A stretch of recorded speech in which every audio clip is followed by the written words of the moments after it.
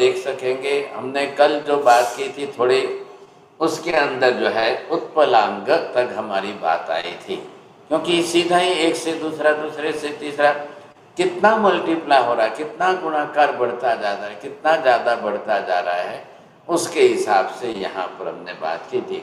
तो ये आप देखेंगे आपको ख्याल आ जाएगा। तो इसके अंदर क्या है कि लिखने पर ही आपको ज़्यादा ख्याल आएगा। हाँ जी, अब आप ये देखिए कि जिस तरह से 84 उत्पलांग बरोबर एक उत्पल हो जाएगा। मैंने दोनों के अंदर आपको शब्द भेद बरोबर बता दिया है। अंग शब्द जोड़ेंगे, वो उसका एक पार्ट हो गया। जैसे हमारा पूरा शरीर है और हाथ की एक अंगुली है, तो अंगुली कितनी छोटी हुई, वो अंग शब्द जोड़ेंगे।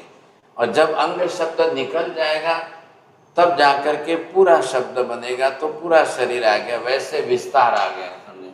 तो ये जो यहाँ पर आप देखेंगे, अब आपको ये ख्याल आएगा कितना विस्तार होता है। अब ये संज्ञाएं दी गई है, अलग अलग जो संज्ञाएं दी गई है, तो आपने ये देखा कि उत्पलांग दिया है, 84 उत्पलांग बराबर एक उत्पल हो गया। अब ये सब जो है केवलियों की दी हुई बड़ी संज्ञाएं हैं, आप इन पर जो है संज्ञाओं का ध्यान दीजिए। अब क्या हुआ, ऐसे 84 उत्पल हो जाएंगे तो एक पद्मांग बन जाएगा, पद्म का एक अंग बन गया। फिर ऐसे जो है, फिर वापिस इसको गुणाकार करिए, 84 पद्मांग बरोबर एक पद्म हो गया। हमारा शरीर कैसा है, 10 अंगुलियां हो गई हाथ पैर की, तो पूरा शरीर बन गया। वैसे इनका भी वहां पर गणित करते जा रहे हैं। अब पद्मांग बन गया तो 84 पद्म लीजिए। अब ये लेंगे तब आपको ये ख्याल आएगा कि 84 पद्म बरोबर जो है एक नलिनांग बन जाएगा।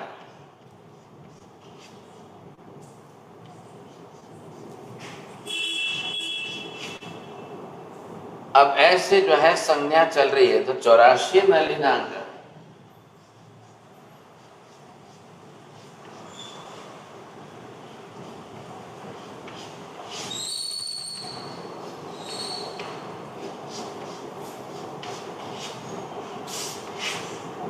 अब ये आ गया जब 84 नलिनांग, एक नलिनांग। अब फिर वहां पे इसी को भी आप देखिए विस्तार कैसे बढ़ता जा रहा है, कितने प्रमाण में इसका विस्तार बढ़ता जाएगा, क्योंकि ये गणन पद्धति है। अब गणना है ना, तो हमको गिनते जाना है, गिनते जाना है। बहुत बड़ा विस्तार बनता जा रहा है इसका। हम ये है कि हम जरूर समझ तो नहीं पाएंगे। अब ऐसी स्थिति के अंदर अब कितनी गुनी बड़ी संख्या हुई साहब, न तो कंप्यूटर में बैठने वाली है, न कैलकुलेटर में बैठने वाली है। ऐसी स्थिति के अंदर संख्या का प्रमाण जो बढ़ जाएगा ना, अब राशि अर्थ न्यून बराबर एक अयुतांग, ये इसका अंग आ गया। अब इसी के 84 अयुतांग बराबर एक अयुत, ये डिफरेंट डिफरेंट नाउन्स है, संज्ञाएं हैं। अब इसके साथ में आप समझेंगे कि अयुत हो गया। अब ऐसे 84 अयुत,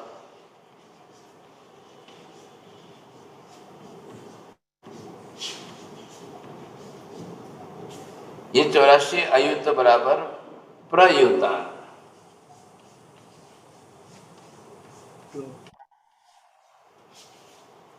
ये है 84 अयुत बराबर एक प्रयुतांग। अब फिर वापस इसको आप जोड़िए, 84 प्रयुतांग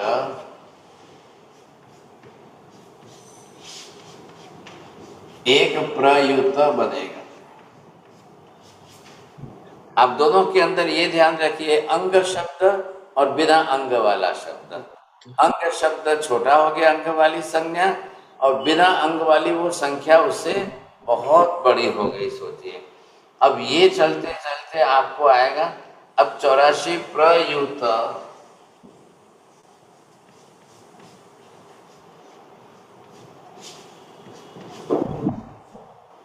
ये 84 प्रयुत बराबर न युतांग।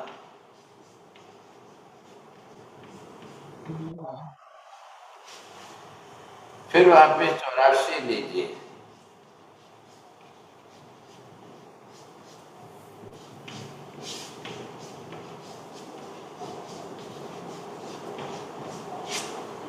अब ये इसका वापिस और गुणाकार करते करते 84 नयूतांग बराबर 1 नयूत। अब ये नयूत आ गया 84 नयूत।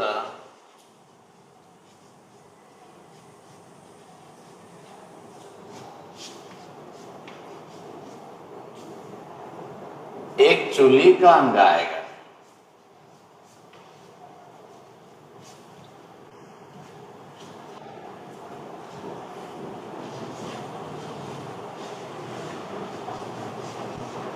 वरुण साफ करा।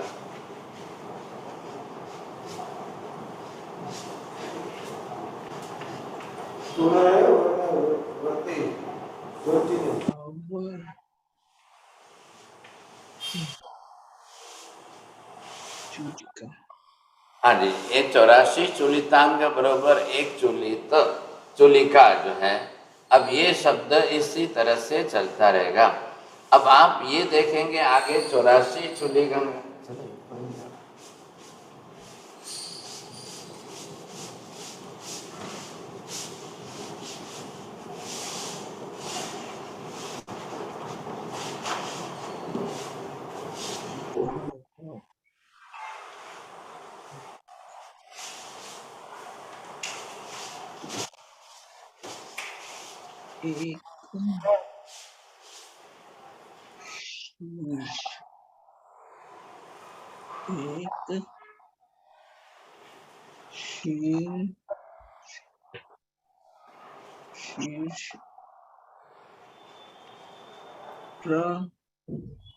जरा प्रोनाउंस।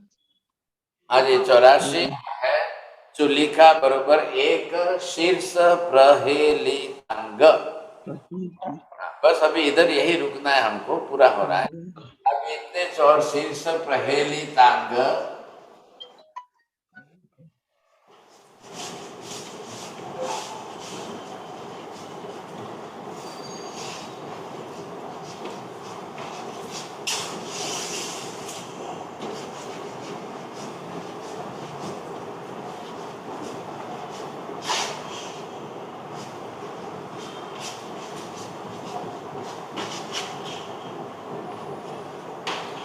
हाँ जी। अब मेहता जी आप थोड़ा ध्यान दीजिए कि हम जो देख रहे हैं कि कहाँ तक जो है countable, numerable and then after it becomes uncountable and innumerable. तो ये फर्क कितना पड़ जाएगा? Up to this limit. अब यहाँ तक का डिजिट जो आएगा शायद जो है आप लोग ये सोचिए कि एवरी टाइम आपको कैलकुलेट करते जाना है। अब वो इतना गुणाकार बढ़ता जाएगा। अब न तो ये 150 डिजिट तो आपके कंप्यूटर में पॉसिबल नहीं है। जब 15 डिजिट के ऊपर नहीं जा सकते हो, 20 डिजिट के ऊपर नहीं जा सकते हो, 25-30 डिजिट के ऊपर नहीं जा सकते हो, तो आप सोचिए 150 डिजिट के ऊपर तो कहाँ तक जाने वाले, पॉसिबल नहीं है। इसलिए मैंने यहाँ पर स्टॉप किया, बरोबर है। अब ये जो है अगर आप गिनती करते करते यहाँ तक आए, now this is the limitation for the numerable figure और द काउंटेबल फिगर। यहाँ तक आप ये सोचे कि मतलब शास्त्रों में जो पाठ लिखा है अप टू 150 डिजिट तक जो है संख्यात है, बरोबर। अब आउट ऑफ दैट आप 150 के ऊपर और कैलकुलेट करते जाओगे तो फिर बाद में असंख्य बरस हो जाएगा, फिर वो काउंटेबल नहीं रहेगा। मैं पहले ध्यान दे रहा हूँ 3 प्रकार की संख्या ध्यान में लीजिए आप। संख्या का डिवीजन जब हम करेंगे, ये मैं लिख रहा हूं यहाँ पर संख्या। अब आप संख्या को हिसाब से जब गिनती करने जाओगे तो ये 3 प्रकार की संख्या हमारे यहाँ पर है। नंबर 1 ये जो है संख्यात,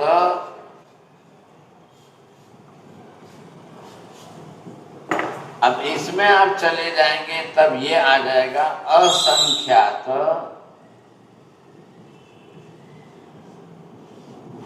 और नंबर थर्ड के अंदर चले जाओगे तब अनंत।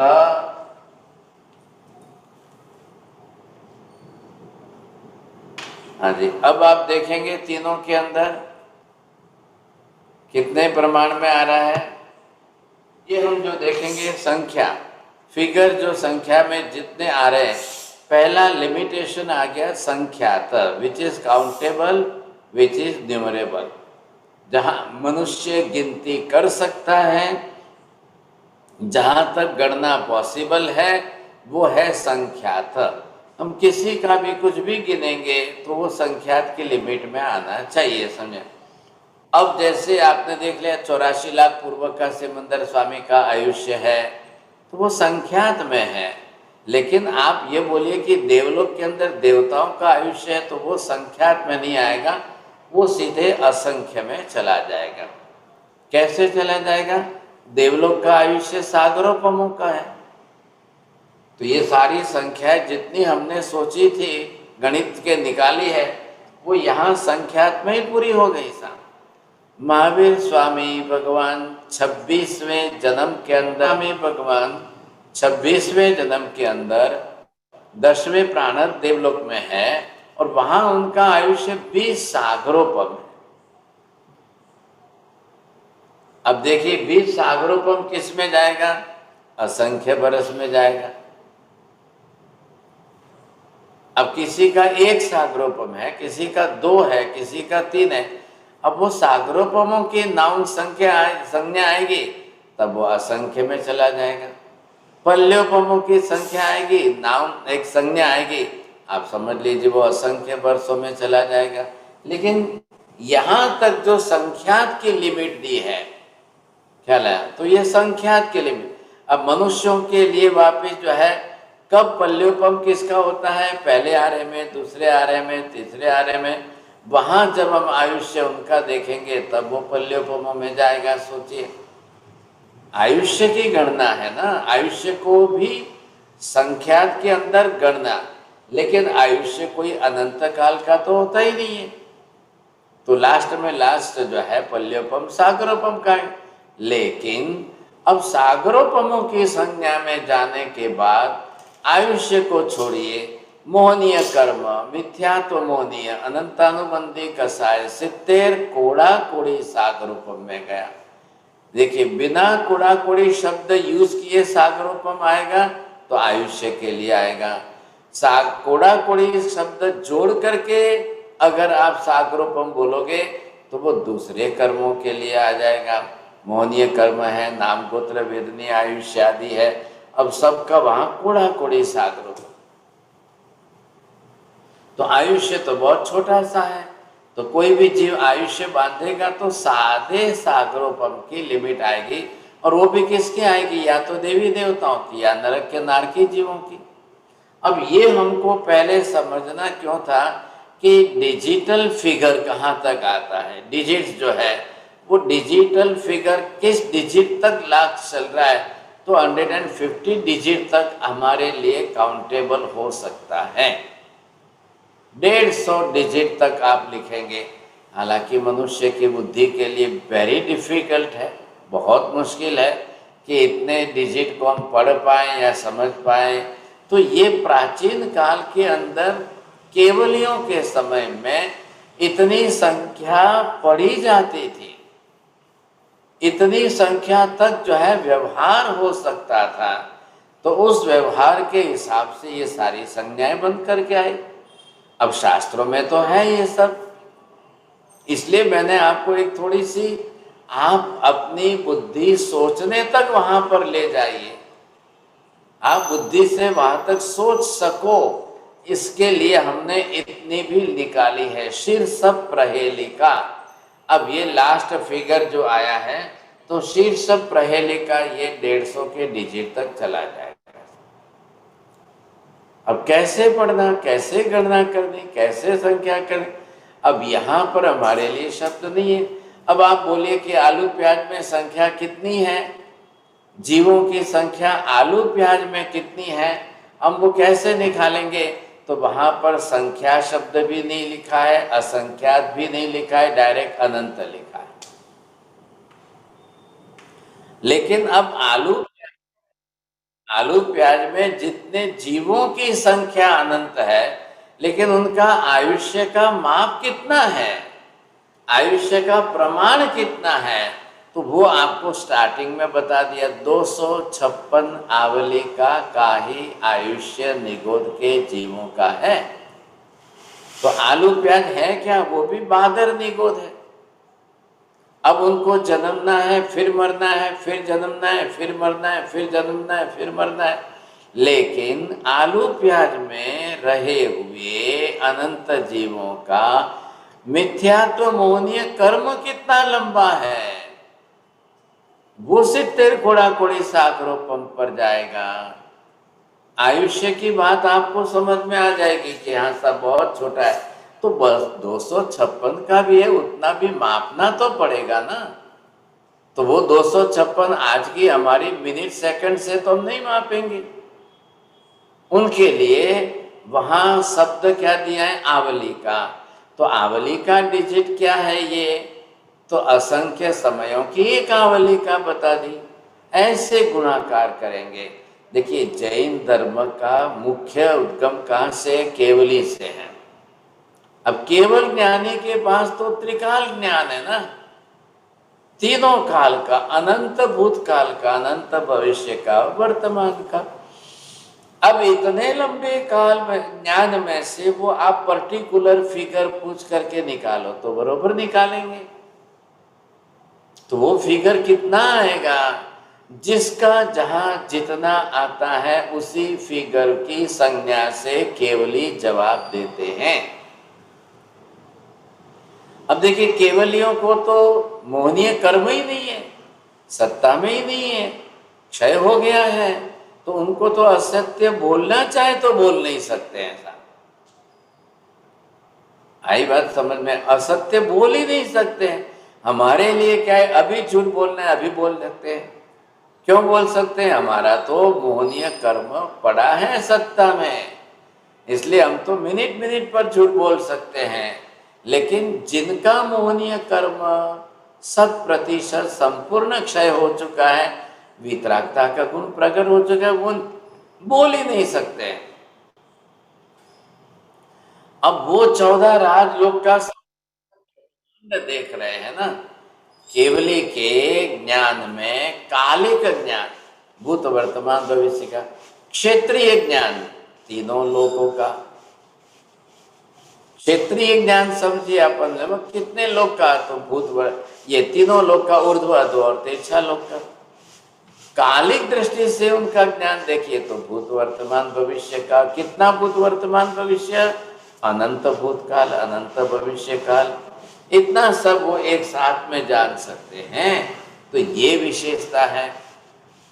तो कितना बताएंगे, आज आप जाकर के पूछो कि भगवान लवण समुद्र के अंदर पानी के कितने जीव हैं, तो ये केवली को बोलना है अनंत जीव, वो बताएंगे।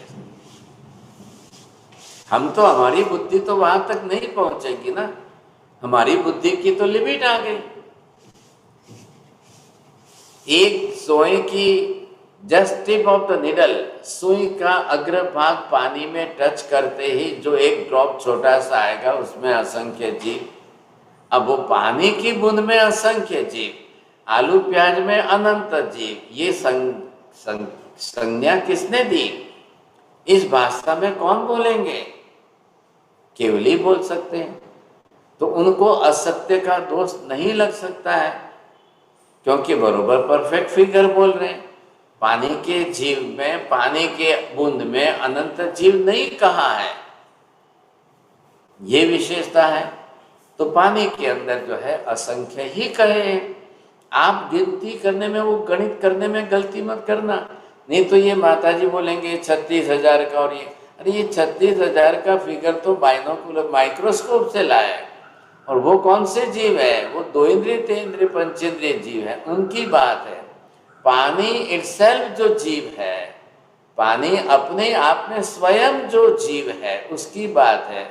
आपने फिल्टर से छान भी लिया, तो फिल्टर से छानने से तो 2 इंद्रिय 3 इंद्रिय पंचेंद्रिय जीव उसमें से छान करके अलग हो जाएंगे। लेकिन पानी स्वयं जो एक केंद्रीय पृथ्वी का एक जीव है, उसकी संख्या कौन गिनेगा? ये है। तो इस तरह से आप जब केवलियों का शाश्वत स्वरूप समझने की कोशिश करेंगे तब आपको समझ में आएगा। अब हम यहाँ पर क्या करेंगे, पहले लिमिट पूरी हो गई संख्यात। अब संख्यात की लिमिट पूरी होने के बाद असंख्य के सेकंड ग्रुप में हम चलेंगे साहब। सेकंड ग्रुप के अंदर असंख्य में कितने प्रमाण में आ रहे हैं? तो असंख्य का प्रमाण कहाँ कहाँ शब्द का यूज करेंगे आप? असंख्य कहाँ यूज करेंगे? लेकिन अब मैं आपको ये पूछूं कि अगर आप ये बताइए कि हम हमारी ये अंगुली है, देखिए अब इस अंगुली के आप कितने टुकड़े कर सकते हो? बोलिए चोरडिया जी, ये अंगुली है हमारी, अब इस अंगुली के कितने पीस कर सकते हो? अब तिल के दाने के जितने पीस करो तो कितने होंगे? खसखस के दाने के जितने पीस करो तो कितने होंगे? अब उससे और छोटा, उससे और छोटा, उससे और छोटा। तो अब केवली बता रहे हैं कि एक अंगुल के असंख्य टुकड़े कर लो, उतना लास्ट छोटा सा शरीर एक पृथ्वी काय का होता है। ऐसा बोलिए चोरडिया जी, बोलेंगे आप? एक अंगुली के असंख्य टुकड़े कर लो, उसका लास्ट छोटा सा जीव पृथ्वी काय का होता है। वो पृथ्वी काय के शरीर की साइज, पृथ्वी का शरीर की साइज। अरे हाइट बोलो, अवगाहना बोलो, हाइट बोलो, साइज बोलो। अब ये अंगुली के असंख्य टुकड़े करना ये हमारी बुद्धि की बात नहीं है। फिर वो असंख्यात लास्ट जो है वो किस साइज का होगा, कितनी साइज का होगा? वो उन जीवों के शरीर, पृथ्वी काय के शरीर अंगुल के असंख्यातवें भाग जितने होते हैं। अब ऐसे में से अगर आपने एक स्टोन ले लिया, समझे कि नहीं, ये आपने एक स्टोन ले लिया, पत्थर है। अब ये पत्थर के अंदर अंगुल के असंख्यातवें भाग जितने, कितने जीव आ गए इसमें? कितने आएंगे? जब हमने इधर आलू प्याज लिया था तो अनंत बोला था। अब इसके कितने बोलेंगे? पत्थर के टुकड़े के अंदर, पत्थर मार्बल है ये, अब ये मार्बल भी पृथ्वी काय है। अब पृथ्वी काय के कितने जीव इस मार्बल के पीस में है? तब जाकर के महावीर स्वामी कहेंगे हाँ सब असंख्य जीव है। अब असंख्य टुकड़े हो गए ना, अंगुल के असंख्य भाग से आपने असंख्य टुकड़े कर दिए, तो एक पीस में एक जीव, एक पीस में एक जीव, प्रत्येक है ना ये। तो इनमें तो एक एक शरीर में एक ही जीव है, लेकिन आलू प्याज में एक में अनंत आ गए, ये फर्क है। ख्याल आया? तो ये ऐसे, मतलब मैं क्या कह रहा हूं आपको, संख्या का व्यवहार कैसे करना, कहाँ कौन सी संख्या का व्यवहार करना। अब आप जाके सिमंदर स्वामी को पूछिए, भगवान मेरी आत्मा ने भूतकाल में कितने भव किए हैं? अब जबकि भूतकाल अनंत है और हमारी आत्मा भी अनंत काल से अस्तित्व में है, तो अब सिमंदर स्वामी संख्यात में जवाब नहीं देंगे, असंख्यात में जवाब नहीं देंगे। अब सीधे केवल ज्ञानी को कहना पड़ेगा अनंत भव भी है। अब सबके अनंत अनंत अनंत ही है, तो फिर महावीर स्वामी के 27 क्यों बोल रहे हैं हम? हाँ जी, वो 27 जो है सम्यक दर्शन प्राप्त करने के बाद मोक्ष में गए, वहां तक के भवों की संख्या 27 है। वो 27 कौन से है? बड़े स्थूल भव जो है वो 27 गिने गए। सम्यक दर्शन वमन हो गया, चला गया, उसके बाद के वो बीते, वो फिर वापस गिनती नहीं करनी है आपको। वो कहाँ गिनती करने बैठेंगे? पॉसिबल नहीं है। तो ये जो सारा जगत के अंदर समस्त जीवों के लिए जो व्यवहार चल रहा है, लैंग्वेज का जो व्यवहार चल रहा है, उसमें प्रॉपर नाउन आप कहाँ कौन से यूज करोगे सर? प्रॉपर नाउन समझे कि नहीं? तो वो वहां कैसे यूज करोगे आप? तो सब जगह पर द्रव्य से देखना है, क्षेत्र से देखना है, काल से देखना है, भाव से देखना है, नाम से देखना है, स्थापना से देखना है, ये सारे प्रकार बदलते जाएंगे। आप जैन धर्म के सिद्धांतों को समझने बैठे हैं। आप ध्यान रखिए, दुनिया के धर्मों के अंदर की बात नहीं है। वहां पर ईश्वर ने कह दिया है भाई साहब छोड़ो ये सब बात, पृथ्वी, पानी, अग्नि, वायु, वनस्पति, कोई जीव ही नहीं होता है, कोई कुछ नहीं होता है। उन्होंने निकाल ही दी, बात ही निकाल दी, क्योंकि ये बात केवल ही के वश की है। क्यों? महावीर ने कह दिया प्रत्येक वनस्पति काय में एक ही जीव है और साधारण में एक में अनंत है। अब महावीर को पूछा जाए भगवान की चलो एक में एक जीव है तो उसका आयुष्य भी बताइए, वो संख्या बताइए आपने, अब इनका आयुष्य बताइए, तो केवली बरोबर बताएगा। मैंगो, आम के अंदर एक शरीर में एक जीव है तो उसका मैक्सिमम आयुष्य कितना, मिनिमम आयुष्य कितना, मीडियम आयुष्य कितना। आपने गुठली निकाल दी और आम खा लिया, अब उस गुठली में उसका जीव तो बचा है, सुरक्षित है ना। अब उसका आयुष्य काल कितना है, कब तक वो गुठली में जीवित रहेगा, और जीवित रहेगा तभी आप उसको बोएंगे तो उसमें से दूसरा वृक्ष बनेगा, नहीं तो नहीं बनेगा। ये बात चल रही है ना। लोग बीज बना करके संभाल के क्यों रखते हैं? कोई बीज जो है 2 साल रखते हैं, कोई बीज 5 साल रखते हैं, कोई बीज जो है वर्षों तक रखते हैं। तो क्यों रखते हैं, कैसे रखते हैं? फिर तो उनको भी ऑक्सीजन मिले, वो भी सजीव है, शरीरी है, अब वो बरोबर जी सके, रह सके, इस प्रकार उनकी भी संज्ञा है। सोचिए समझे। तो इसलिए हमको यहाँ पर ये समझना है फिगर, संख्या, क्योंकि संख्या के बिना तो गणना नहीं होगी, संख्या के बिना गणना नहीं होगी। अब आजकल तो आप ये लाया कि जीरो की रिसर्च किसने की, तो बोले आर्यभट्ट ने की। अरे भाई साहब ये सब रिसर्च किसकी बात है, किसी के नाम पर हम चढ़ा दें, किसी के नाम पर। तो यहाँ तो इतने फिगर आ रहे हैं, इतने डिजिट के फिगर आ रहे हैं, तो बिना जीरो के, बिना फिगर के संख्या बन ही नहीं सकती है। कैसे बनेगी, समझे कि नहीं? कितनी बड़ी संख्या देनी पड़ेगी हमको, जीरो भी आएगा। अभी आपने देखा सब में 84। जरा मेहता जी आप भी पूछना, ये सब 84 कैसे गिनती की? सबका 84 के साथ ही गुणाकार क्यों किया जाता है साहब? ये बड़ा है। अब इसके अंदर तो कौन सी डेस्टिनी के सिवाय तो दूसरा कुछ और काम नहीं करेगा सर। ख्याल है ना? इतना जो मल्टीप्लिकेशन करके, और वो भी हमेशा हर एक में 84 के साथ ही करना है, दूसरा कुछ भी नहीं आएगा सर। तो ये जो गुणाकार है ये गणित है। अब ये गणित के हिसाब से हम निकालेंगे। हाँ, अब हम नेक्स्ट क्लास के अंदर असंख्य के आगे चलेंगे। अब असंख्य का फिगर कितना आया, देखिए केवलियों की ज्ञान की अनंतता को समझिए आप। केवली भगवंतों के, सर्वज्ञ के ज्ञान की अनंतता।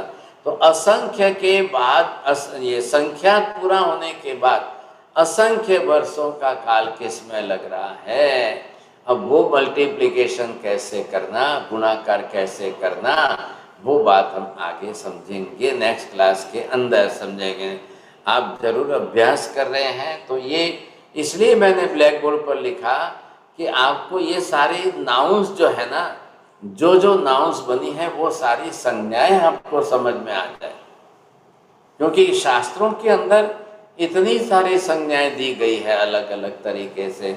अब जब 150 फिगर तक आ रहा है तो सबकी संज्ञाएं होगी।